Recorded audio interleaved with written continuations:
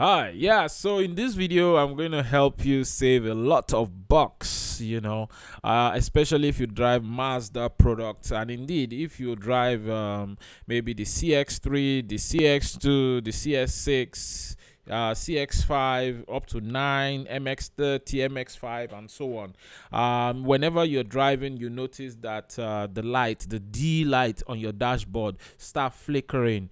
One of the things that you will find out when you're driving and you get to speeds of about 60 kilometers per hour or 80 kilometers per hour, the car will automatically shift itself to neutral, and then your RPM will jump up through the roof. You will rev the car, there is no movement, and then all of a sudden it returns back to drive on its own and makes the car jerk. So usually when you're driving, when you're traveling, you have no idea that this is going to happen. It just happens all of a sudden. So it does not help with driving. I've seen quite a number of people that have sold their cars because of it. In fact, I had changed this TCM, the brain box of the transmission the transmission model. I had changed that, and this did not solve the problem. But then I came across a solution. This is almost a year and a half later. I came across a solution, and the solution works like a charm. Once you open the airflow meter area of your car, you have taken out the filter and you have taken out the cup for the filter. You've taken it out.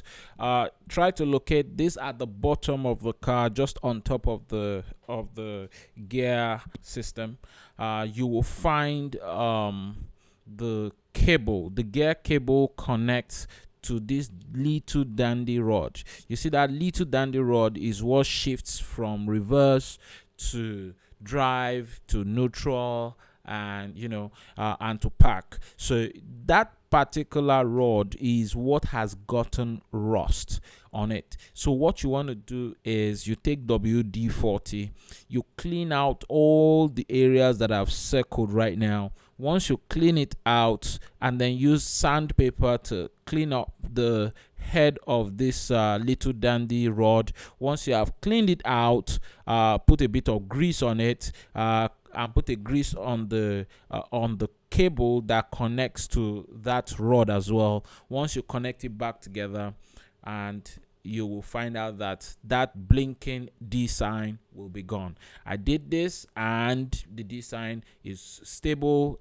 The car has been working fine. I've been using it for more than 5 days after, and everything is back to order like it never happened. So I'm sure this helps quite a number of people. Go ahead and give it a try. I'm sure it's going to solve the problem.